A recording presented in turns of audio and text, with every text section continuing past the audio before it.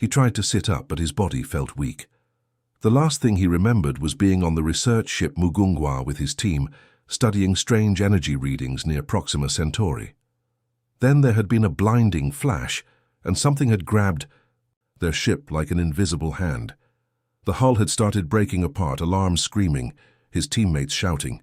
After that, nothing. Now he was lying on what felt like a soft bed, but it wasn't made of any material he recognized. It seemed to adjust to his body, supporting him perfectly. The air smelled clean but different, with a faint sweetness that reminded him of flowers he couldn't name. Movement caught his eye. Someone was standing near what looked like a control panel, but they definitely weren't human. The figure was tall and graceful, with skin that seemed to glow from within like moonlight on water. Their features were delicate but alien. Eyes, larger than any human's, a beautiful deep purple color that seemed to hold tiny stars. Long flowing hair moved as if it were underwater, even though there was no breeze. The being noticed he was awake and turned toward him. When she spoke, her voice was like music, rising and falling in patterns that were almost hypnotic. But somehow, miraculously, he could understand her words. The subject chose consciousness, she said, making notes on a device that looked like it was made of light itself. Remarkable recovery rate for such a primitive species. Jinho wanted to be offended by being called primitive, but he was too amazed to care. This was first contact, the moment every xenobiologist dreamed of. He was looking at an actual alien being, and she was studying him just as curiously as he was studying her. She moved closer, and he could see her more clearly now. Her movements were fluid and careful, like someone handling something fragile. Her large eyes examined him with genuine scientific interest, not fear or disgust. There was something almost kind in her expression. "You understand me," she observed, tilting her head in a way that was both alien and somehow familiar. "Your species translation implants must be more advanced than our records indicated." Translation implants? Jinho touched his head, feeling for any device, but found nothing. How was he understanding her language? "I am Nira of the Valian Research Collective," she continued, setting down her glowing notepad. "You are aboard our vessel, approximately 47 light-years from your point of origin. Your ship was destroyed in the spatial anomaly, but we were able to retrieve you before complete structural failure." The words hit him like cold water. His ship destroyed, his team. Were they all gone? The weight of that possibility made his chest tight. Nira seemed to notice his distress. Her expression softened slightly. "You were the only survivor we could locate," she said gently. "I am sorry for your loss. Death is difficult for emotional species to process." Jinho closed his eyes, trying to push away the grief. His colleagues, his friends, Dr. Kim, who had been like a father to him, young researcher Minji, who had just gotten married, all gone because they had been curious about strange energy readings. When he opened his eyes again, Nira was watching, him with what looked like concern. For an alien, she seemed surprisingly capable of reading human emotions. "What happens to me now?" he asked, his voice rougher than expected. "That," Nira said, "remains to be determined." Over the next few hours, Nira patiently explained things that completely changed how Jinho saw the universe. Humans, she told him, were officially listed as a developing species in something called the Galactic Protection Protocols. It was like being on a cosmic endangered species list. "Your people have only recently achieved basic space travel," Nira said, moving around him with a handheld scanner that hummed softly. "According to galactic law, developing species must be protected from advanced civilizations until they reach a certain technological threshold." Jinho watched the scanner's display, fascinated despite everything. "Protected from what exactly?" "From us," she replied simply. "History has shown that when advanced species make contact too early, the developing civilization either becomes dependent or ceases to exist entirely." The scanner made different sounds as it passed over various parts of his body. Jinho could see patterns forming on its screen, what looked like his internal organs, but displayed in ways that were far more detailed than any human medical equipment could manage. "That's incredible," he said, leaning forward to get a better look. "The resolution is amazing. How does it penetrate tissue without radiation? Neera paused, looking surprised. You understand what you're seeing? Well, basic anatomy is universal, right? That's my heart. Those are my lungs. That green area must be my liver. He pointed at different sections of the display. But the scanning method is what's really interesting. It's not X-rays or ultrasound. The wave patterns suggest quantum resonance mapping. For the first time since he'd woken up, Neera looked genuinely startled. She stared at him for a long moment, then back at her scanner. Our database indicates humans shouldn't understand quantum resonance theory for at least another 50 of your years, she said slowly. Jinho shrugged. Maybe your database is wrong. We've been working on quantum mechanics for decades. Einstein laid the groundwork over a century ago. Neera made rapid notes on her light device. Einstein, yes, that name appears in our historical records, but the theoretical understanding and practical application are vastly different levels of development. As she continued her scans, Jinho found himself asking more questions. How did the scanner's power source work? What materials were used in its construction? Why did the display refresh rate seem inconsistent? Each question seemed to surprise Neera more. When he casually suggested that the scanner's efficiency might improve if the quantum field oscillators were calibrated to his specific bioelectric frequency, she actually stopped working entirely. How do you know about field oscillators? She asked. I don't. Not really, Jinho admitted. I'm just guessing based on what I can see. The energy patterns on your screen suggest the device is fighting against some kind of interference. Since every living thing generates its own bioelectric field, it makes sense that tuning the scanner to match would reduce that interference. Neera stared at him, then at her scanner, then back at him. She made some adjustments to the device based on his suggestion. Immediately the display became clearer and the humming sound grew quieter. That actually worked, she said, sounding almost confused. This scanner has been operating at 73% efficiency for months. Our technicians said it was within normal parameters. Sometimes an outside perspective helps, Jinho said. We have a saying on Earth. You can't see the forest for the trees. Neera was making notes frantically now. Your cognitive flexibility is far beyond what our species assessments predicted. Humans are supposed to be limited by linear thinking, patterns and technological dependence. Maybe we're full of surprises, Jinho said with a small smile. That comment made Neera pause her note-taking. She looked at him with those large, star-filled eyes, and for the first time, he thought he saw something like respect there.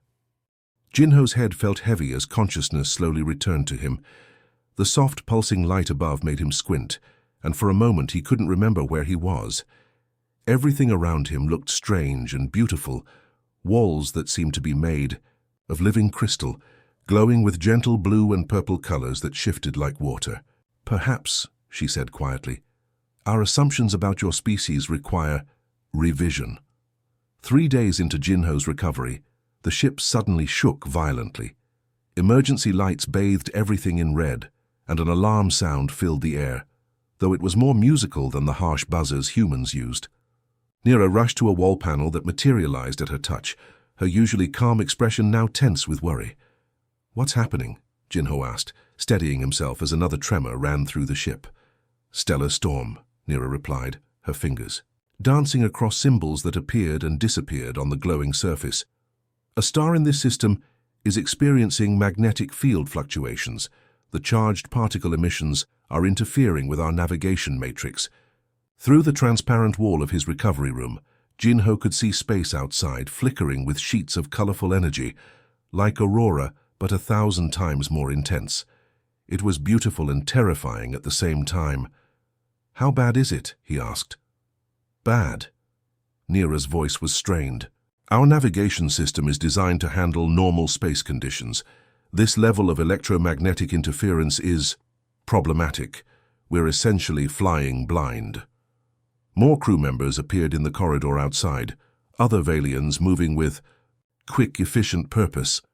Their usual graceful calm had been replaced by something approaching panic, though they tried to hide it. The main navigation core is completely offline. one of them reported to Nira in their musical language. Jinho's mysterious translation ability let him understand every word. Backup systems are failing one by one. We have perhaps 6 hours before we lose all directional control. Jinho watched them work for several minutes, noting their methods. They seemed to be following very specific procedures, checking systems in a particular order, running diagnostics that followed predetermined patterns. It was efficient but also rigid. "What if you tried a different approach?" he suggested. The other Valians looked at him with expressions ranging from confusion to mild annoyance. One of them, apparently a senior officer, spoke to Nira in rapid, low tones. "Commander Thys questions why we're consulting with a primitive life form during a crisis," Nira translated, looking embarrassed.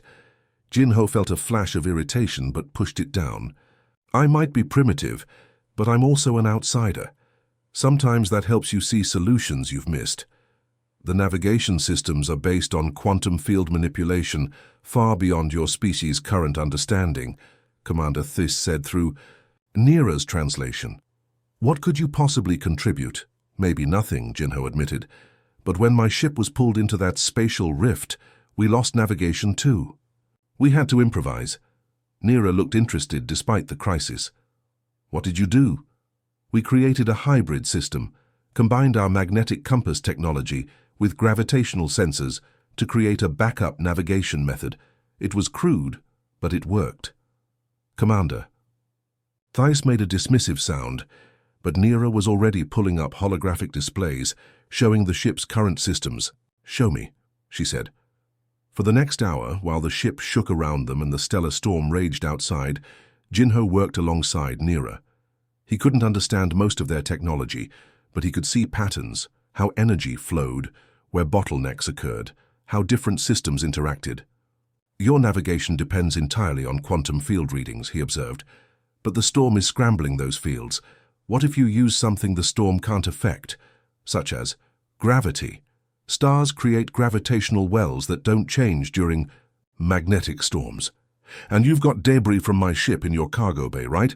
Some of that should include our gravitational sensors." Nira's eyes widened. "Gravitational navigation. It's so basic we never considered it for interstellar travel." Working together, they began combining human gravitational sensors with Vailian processing power. Jinho showed them how to create a 3-dimensional map using gravitational signatures from nearby stars. It was like using a compass that pointed not just north but up, down, and in every direction at once. The hybrid system they built was ugly by Vailian standards. Cables and components that didn't quite fit together, held in place by what humans would recognize as the alien equivalent of duct tape. But when they activated it, the ship's shaking stopped. "Navigation restored," reported one of the crew members, sounding amazed. "We have clear directional control." But that wasn't the most surprising part. Over the next few hours, as they flew through calmer space, the crew discovered something remarkable. The hybrid navigation system wasn't just working, it was actually more accurate than their original quantum-based method.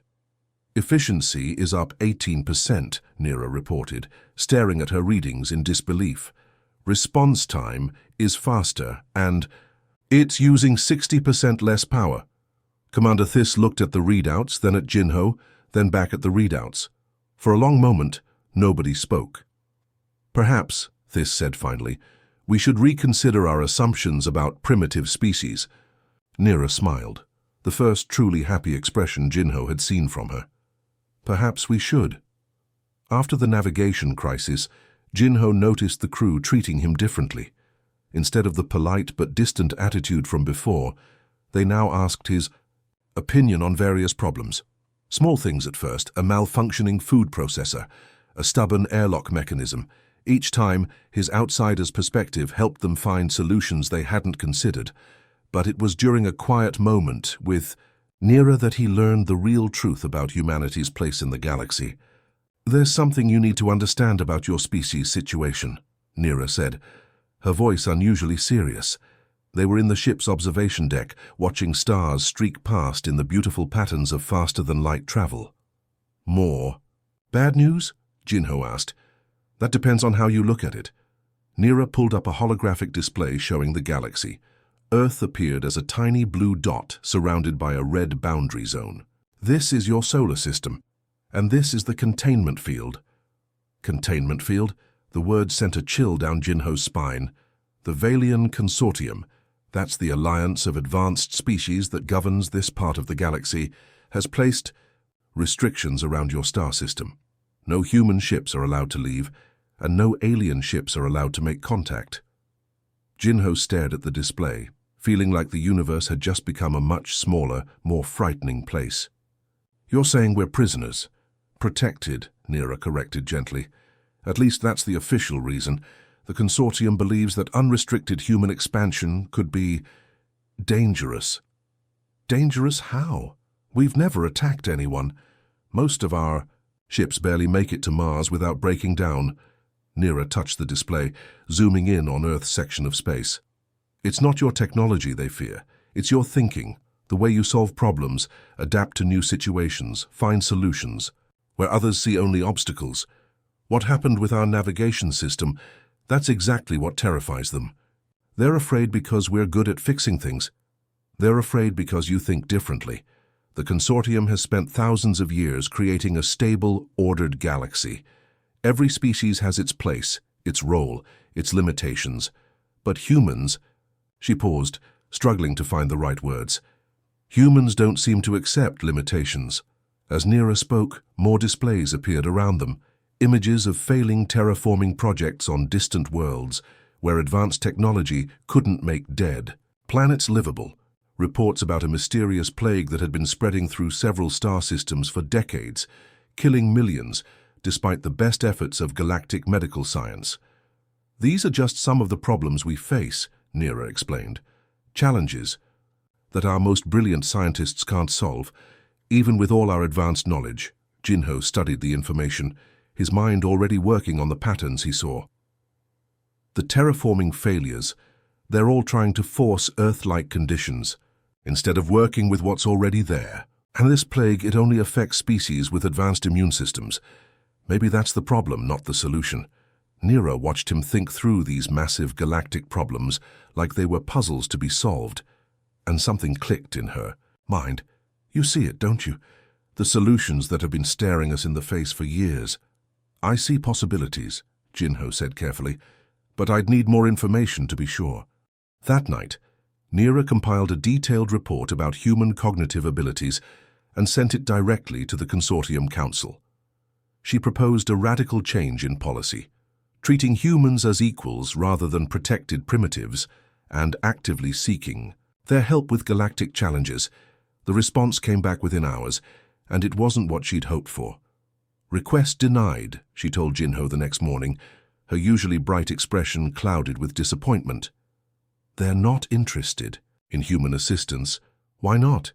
"Because they're terrified of what might happen if humans spread across the galaxy." One council member said that human creativity is like a virus.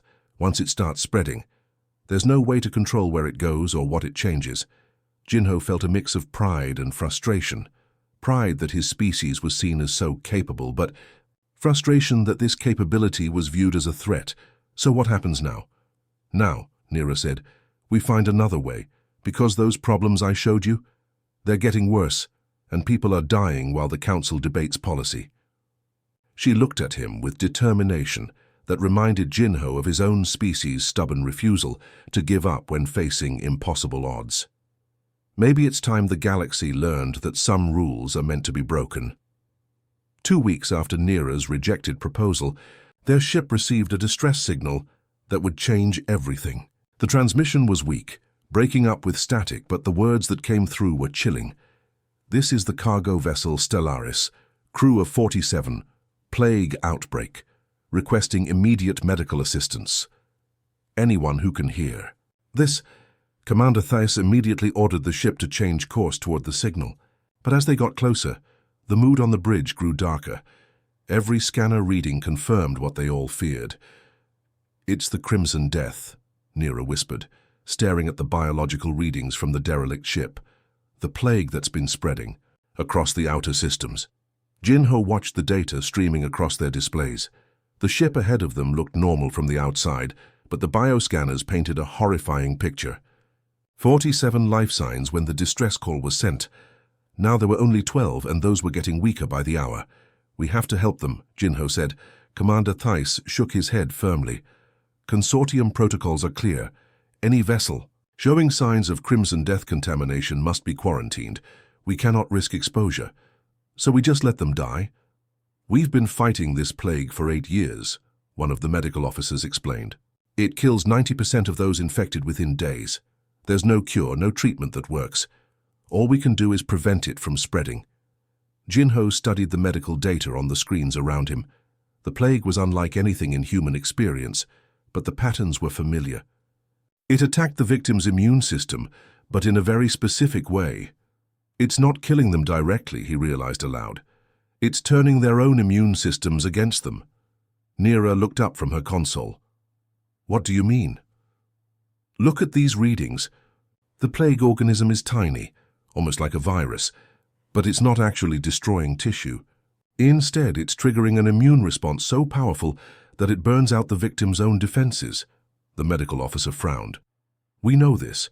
That's why our treatments don't work. We can't boost the immune system because that makes it worse. And we can't suppress it because then the victim dies from secondary infections. But what if you didn't try to fight the immune response? Jinho suggested. What if you redirected it instead? The room fell silent. Commander Theiss looked skeptical, but Neera was already pulling up more detailed scans. Explain, she said. On Earth, we have autoimmune diseases, conditions where the immune system attacks healthy tissue. We've learned that sometimes the best treatment isn't to stop the immune response, but to give it something else to focus on. Jinho moved to the display, pointing at different sections of the data. If you could introduce a harmless target, something that looks like the plague organism, but isn't dangerous, the immune system might attack that instead. A decoy, Neera breathed. You're talking about creating a biological decoy. Exactly, and I think I know how to make one. What followed was the most intense 18 hours of Jinho's life. Working with Neera and her medical team, he helped design something that had never been tried before. A hybrid treatment combining human understanding of immune system behavior with Valian nanotechnology. The process was risky in ways that kept everyone on edge. They had to synthesize a fake plague organism that was similar enough to fool an immune system, but harmless enough not to cause damage. Too similar, and it might actually make the plague worse. Too different, and the immune system would ignore. The molecular structure needs to be exactly right, Neera said, adjusting the nanoscale assemblers for the 100th time. One wrong protein, and this could kill faster than the plague itself. Commander Theiss watched their work with obvious anxiety. If this treatment fails, we'll have to destroy the entire ship to prevent contamination. It won't fail, Jinho said, though he felt far less confident than he sounded. When they finally had 12 doses of the experimental treatment ready, the away team suited up in full protective gear. Jinho insisted on going with them, despite the protests. You're not trained for this, the medical officer argued. If something goes wrong, you'll need someone who understands how the treatment works, Jinho replied. Besides, it was my idea. I should be the one taking the risk. The derelict ship was a nightmare. Bodies of crew members who had died in the early stages lay where they had fallen. The survivors were barely conscious, their bodies burning with fever, their immune systems literally consuming them from within. One by one, they administered the treatment, and then came the waiting. For 6 agonizing hours, nothing seemed to happen. Then slowly the bioreadings began to change. Fever dropped. Immune system activity decreased to normal levels. Within 12 hours, all 12 survivors were conscious and asking for food. It worked, Neera said, staring at the medical readings. In amazement. It actually worked. The news spread quickly through consortium space. For the first time in 8 years, someone had found a way to cure the Crimson Death. And that someone was supposedly a member of a primitive species. Perhaps, Commander Theiss said quietly, it's time we reconsidered our policies about human capabilities. Word about the Crimson Death cure spread faster than wildfire across the galaxy. Within days of their successful treatment, ships from 6 different species were requesting permission to meet with the human consultant. Commander Thace found himself fielding communications from governments, research institutions, and private corporations, all wanting to hire Jinho for their unsolvable problems. The first official request came from the Zephyrian Trade Collective, a species of tall, graceful beings with skin that shimmered like oil on water. Their representative, Ambassador Kelth, arrived with an escort of sleek ships that made even the advanced Valian vessel look outdated. "We have heard remarkable things about human problem-solving abilities," Kelth said through his translation device, which gave his voice a mechanical but dignified tone. "We would like to request consultation on a matter of critical importance to our civilization." Jinho found himself sitting in a conference room that had materialized from the ship's walls, facing alien diplomats from across the galaxy. It was surreal. Just weeks ago, he'd been a simple researcher studying energy patterns. Now he was apparently some kind of interstellar consultant. "What's the problem?" he asked. Kelth activated a holographic display showing several planets covered in geometric patterns. "These are our agricultural worlds. For the past 50 years they have been failing. Crop yields decrease every season, despite our most advanced hydroponic systems and genetic modification techniques." The images showed vast indoor farms stretching across entire continents.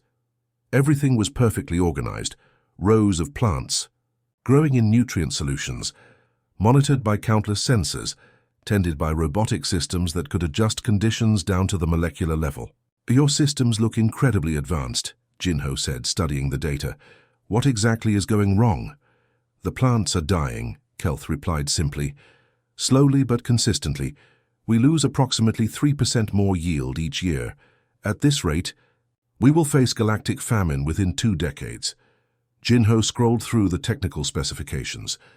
The Zephyrian farms were marvels of engineering. They could control temperature, humidity, light spectrum, and nutrient composition with precision that human technology couldn't match. Every variable was monitored and optimized. "When did this decline start?" he asked.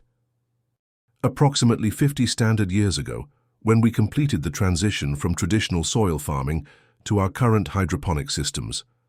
That caught Jinho's attention. "You used to farm in actual soil?" "Yes, but it was inefficient. Unpredictable weather, pest problems, soil depletion. Our advanced systems eliminated all those variables." Jinho leaned back in his chair, thinking. On Earth, he'd grown up helping his grandmother in her small garden behind their soul apartment. She'd taught him things that no university course had covered, old knowledge passed down through generations of farmers. "Can I see historical data from your soil farming period?" he asked. Kelth looked puzzled, but provided the information. The contrast was striking. During the soil farming era, individual harvests varied wildly. Some years were terrible, others were abundant. But the overall average was actually higher than what their perfect hydroponic systems were producing now. "I think I see the problem," Jinho said. "Your new systems are too perfect." The room fell silent. Ambassador Kelth's shimmering skin changed color, which Nira quietly translated as a sign of confusion. "Too perfect? How can agricultural systems be too perfect?" "On Earth, we learned something important about farming," Jinho explained. "Plants need stress, not enough to kill them, but enough to make them strong. In your hydroponic systems, every plant gets exactly the same nutrients, the same light, the same everything. There's no variation, no challenges." He stood up and began sketching on the holographic display. "But in nature, plants compete with each other. Some get more sunlight, others have to work harder for nutrients. This stress makes them develop stronger root systems, better disease resistance, higher nutritional content." Kelth was taking rapid notes. "You're suggesting we deliberately create imperfection?" "I'm suggesting you create diversity, crop rotation, growing different plants in the same space over time, companion planting, growing different species together so they help each other, even allowing some beneficial insects and microorganisms into your systems." The Zephyrian delegation looked horrified. Their entire civilization was built on the principle of perfection through control. "But the risks," another delegate protested. "Contamination, disease, unpredictable yields, short-term risks," Jinho agreed, "but long-term sustainability. Your current system is like a house of cards. It looks perfect, but one small problem could collapse the whole thing. Over the next week, Jinho worked with Zephyrian agricultural engineers to design pilot programs. They started small, one farm, on one world, introducing controlled variations and beneficial organisms that had been eliminated from their sterile systems. The results were immediate and dramatic. Within a single growing cycle, crop yields increased by 15%. More importantly, the plants showed increased resistance to diseases and environmental stress. "It's remarkable," Kelth reported during their final meeting. "Our most advanced computer models never predicted these results. Sometimes the old ways are better than the new ways," Jinho said, "and sometimes the best solution is to combine both." As the Zephyrian ships prepared to leave, carrying plans for revolutionizing their entire agricultural system, other delegations were already arriving. The Christine hegemony wanted help with their failing mining operations. The Ethereal Collective had problems with their energy distribution networks. Each species brought challenges that their advanced technology couldn't solve, and each time, Jinho found solutions by combining their sophisticated tools with simple principles that humans had learned through thousands of years of trial and error. "The Consortium Council is watching all of this very carefully," Nira warned him one evening.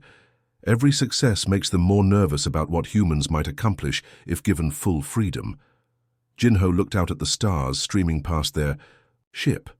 Maybe it's time they learned that being nervous isn't always a bad thing. Sometimes a little stress makes you stronger. The emergency session of the Consortium Council was unlike anything in their 1,000-year history. Representatives from dozens of species gathered in the massive chamber aboard the capital station, their debates echoing through halls that had seen the rise and fall of civilizations. Jinho watched the proceedings through a secure transmission link, feeling like he was witnessing his own trial. In a way he was. The council wasn't just debating his fate, but the future of his entire species. "The evidence is undeniable," declared Councillor Vex Thara, her crystalline form pulsing with agitated red light. "This human has disrupted established protocols across multiple sectors. The Zephyrian agricultural revolution, the Crimson Death cure, the navigation improvements. Each success undermines the stability we've spent millennia building." Murmurs of agreement rippled through the conservative faction. These were species that had thrived under the Consortium's careful order, where every civilization had its designated role and limitations. But the progressive faction, led by Nira's passionate advocacy, pushed back just as hard. "Councillor Vexithara speaks of disruption," Nira said, her voice carrying clearly across the chamber. "But what she calls disruption, I call innovation. What she calls instability, I call growth.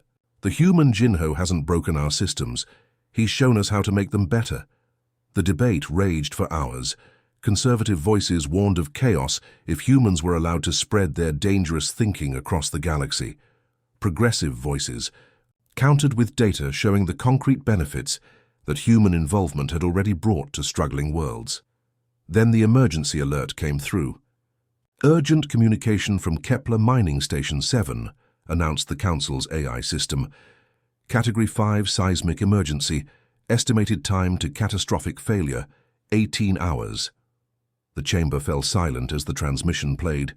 The mining station was home to nearly 50,000 workers from various species, extracting rare minerals from a tectonically unstable planet. For months, the station's advanced geological stabilization systems had been holding back increasingly powerful earthquakes. Now those systems were failing. "All available rescue ships are days away," reported the emergency coordinator. "We cannot evacuate 50,000 people in 18 hours. Councillor Vexithara's expression grew grim. "Kepler 7 uses the most advanced seismic control technology in the galaxy. If our systems cannot stabilize the situation, nothing can." That's when Nira stood up.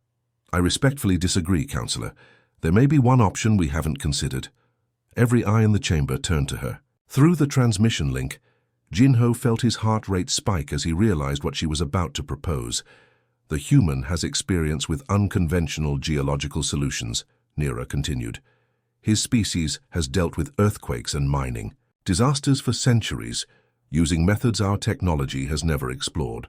The chamber erupted in protests and arguments. Conservative councillors accused Nira of risking thousands of lives on primitive human techniques. Progressive voices demanded that every option be explored. "This is madness," Vexithara declared. "We would trust advanced consortium technology over the crude methods of a developing species." "Our advanced technology is failing," Nira shot back. "In 18 hours, 50,000 people will die unless we try something different." The vote was closer than anyone expected. By a margin of just 7 votes, the council authorized Jinho to attempt a solution at Kepler-7. The fastest ship in the consortium fleet carried Jinho and a team of geological engineers to the mining station. As they approached the planet, Jinho could see why the consortium's systems were failing.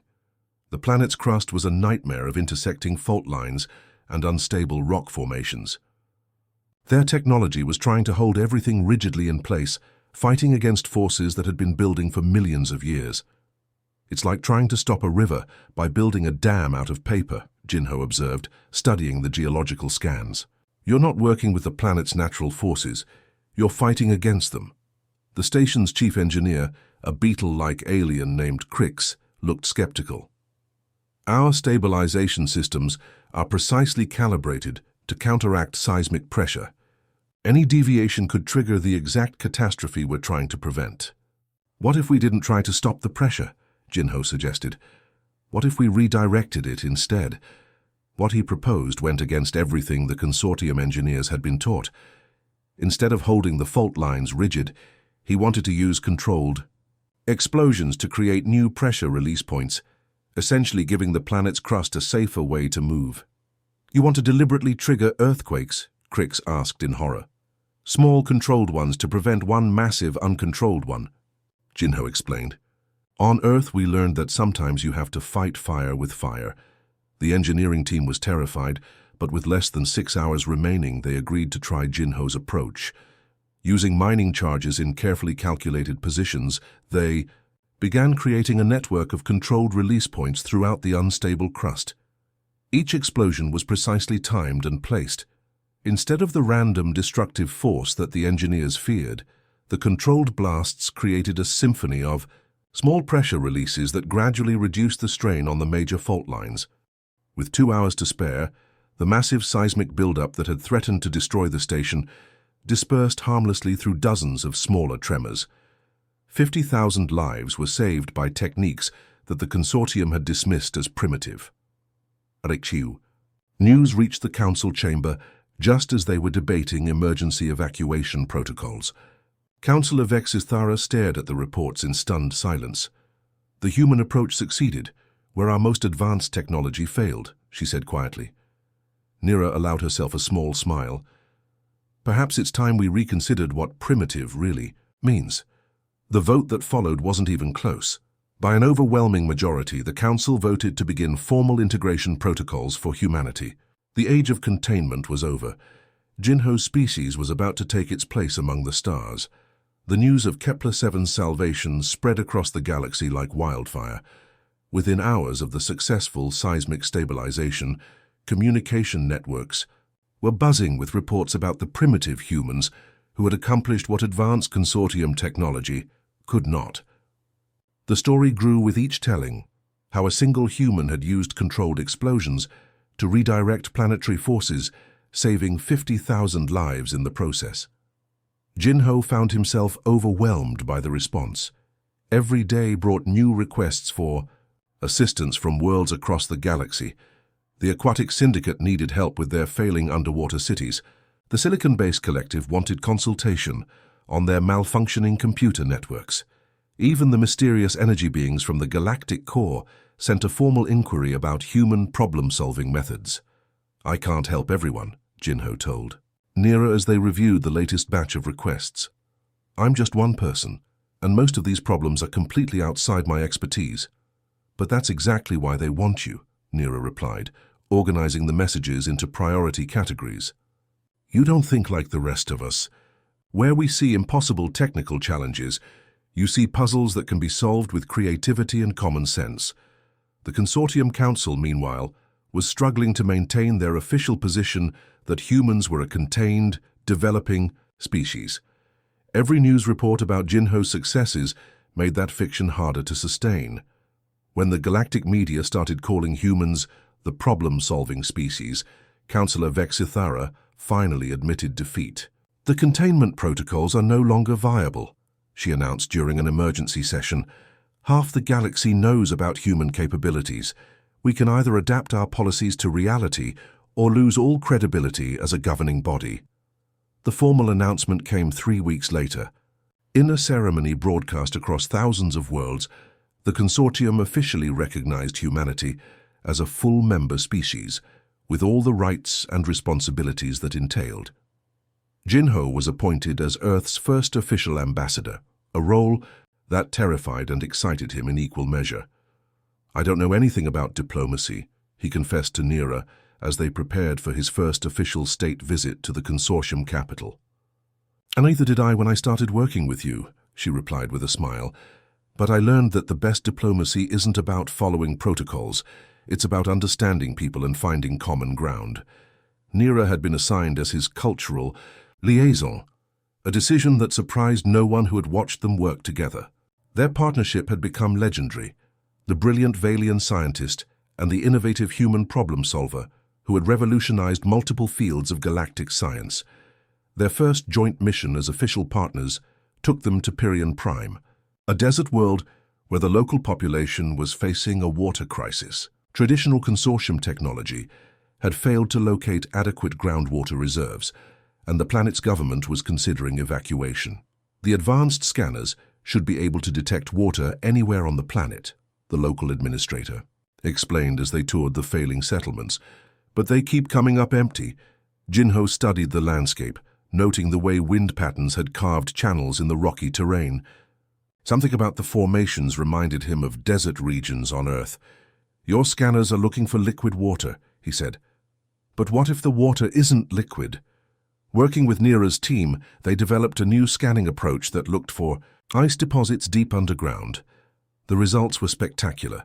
Massive frozen reservoirs that had been invisible to conventional detection methods. Within months, Pirion Prime had gone from facing evacuation to becoming a major water exporter. Each success brought new opportunities. The Hive Collective invited them to help optimize their communication networks. The Mechanical Union wanted assistance with their resource allocation algorithms. Even species that had been initially skeptical began requesting human consultation on their most challenging problems. "It's remarkable," Nira observed as they traveled between assignments. "A year ago, your species was considered barely worthy of protection. Now you're being hailed as essential to galactic civilization." Jinho watched the stars streak past their ship's windows, still amazed by how much his life had changed. "I keep expecting someone to realize this is all a mistake, that I'm just a xenobiologist who got lucky a few times." "Luck doesn't cure plagues or save mining colonies," Nira said firmly. "What you represent isn't luck. It's a completely different way of thinking about problems. And the galaxy desperately needed that perspective." The formal establishment of the Human-Alien Cooperation Institute became Jinho's proudest achievement. Located on a neutral station at the edge of consortium space, the institute became a center for collaborative problem-solving between human creativity and alien technology. "We're not trying to replace anyone's methods," Jinho explained during the institute's opening ceremony. "We're trying to combine the best of all our approaches. Humans bring intuition and adaptability. Other species bring knowledge and advanced tools. Together we can solve challenges that none of us could handle alone." The audience, representatives from dozens of species, responded with enthusiasm that transcended language barriers. For the first time in galactic history, a primitive species was being celebrated, not despite their differences, but because of them. As Jinho and Nira watched delegations from across the galaxy sign cooperation agreements, she turned to him with the expression of pride and wonder. "Your species has waited thousands of years for this moment," she said. "How does it feel to finally take your place among the stars?" Jinho smiled, thinking of all the humans back on Earth who would soon be joining him in this incredible galaxy. "Like we're just getting started," 6 months after the Institute's opening, Jinho barely recognized the galaxy he'd first woken up in. What had once been a carefully ordered universe with every species in its designated place had become something far more dynamic and exciting. Human advisors were now working on 43 different worlds, and their impact was impossible to ignore. On Crystalline 7, a human agricultural specialist named Mira had revolutionized food production by teaching the crystal-based inhabitants about companion planting. The rigid crystal beings had initially been horrified by the idea of deliberately introducing chaos into their perfectly ordered gardens, but crop yields had increased by 30%. In the nebula clusters, human engineer Tyche had solved a centuries-old problem with space station construction. Instead of fighting against the gravitational anomalies that plagued the region, he'd designed stations that worked with the forces, creating structures that actually became more stable during gravitational storms. Each success story followed the same pattern: humans approaching problems from angles that advanced civilizations had never considered, finding solutions hidden in plain sight. "The Eternal Archives want to hire a human librarian," Nira announced, scrolling through the latest batch of requests as they sat in their shared office at the Institute. "Apparently, their perfect cataloging system has become so complex that no one can actually find anything anymore." Jinho laughed, remembering his grandmother's simple filing system that somehow always worked better than the most sophisticated computer databases. "Let me guess. They want someone who can organize things the primitive way?" "Exactly, though I notice they've stopped using that word in official communications." The change in language reflected a deeper shift in galactic thinking. What had once been dismissed as human limitations were now celebrated as unique strengths. Human stubbornness was rebranded as persistence under pressure. Human emotional responses became enhanced social problem-solving. Human tendency to ignore established procedures was now called innovative thinking. The Institute itself had become proof that collaboration worked better than hierarchy. Human students learned advanced physics and engineering from alien instructors, while alien students discovered human techniques for creative problem-solving and emotional intelligence. The mixing of perspectives had led to breakthroughs in fields ranging from medicine to architecture. "The most interesting part," Nira said during one of their evening walks through the station's observation deck, "is how much we're learning from each other. My people always believed that logic and order were the highest virtues, but working with humans has taught me the value of intuition and chaos. And we're learning that having incredibly advanced tools doesn't hurt either," Jinho replied. "Turns out you can be creative and technologically sophisticated at the same time." The real test of how much had changed came when Earth announced plans for its first interstellar colony ship. The New Horizon would carry 10,000 humans to establish a settlement in the Andromeda Galaxy, humanity's first step beyond their home galaxy. Instead of the fear and opposition that such an announcement would have triggered a year earlier, the consortium offered full support. Species across the galaxy volunteered technology, resources, and expertise to help with the mission. "It's unprecedented," Commander Thys told Jinho during a planning meeting. "Never before has a newly recognized species been given such support for expansion. Maybe because they've never had a newly recognized species that spent their first year solving everyone else's problems," Jinho suggested. The New Horizon was a marvel of cooperative engineering. Vaelian navigation systems worked alongside human intuitive piloting techniques. Zephyrian life support technology was enhanced with human biological knowledge. Christine communication arrays were optimized using human network theory.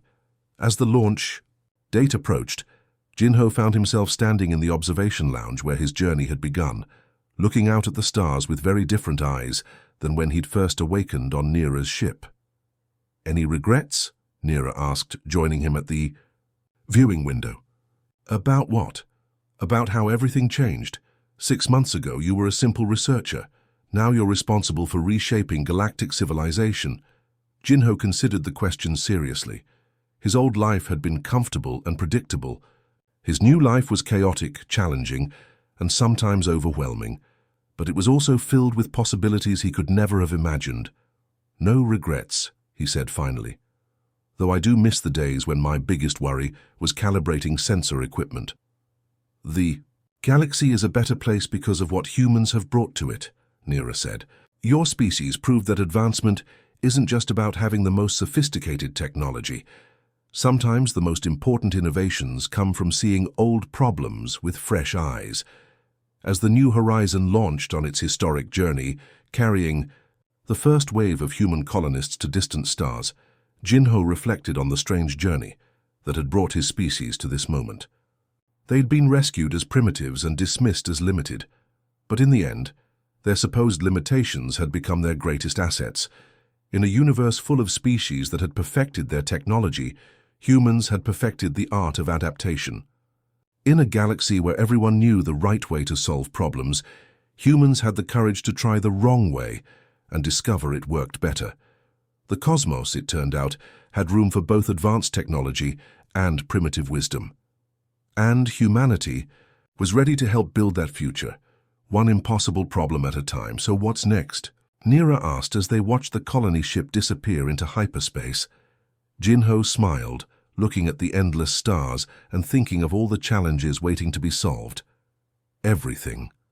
Retry Claude can make mistakes. Please double-check responses.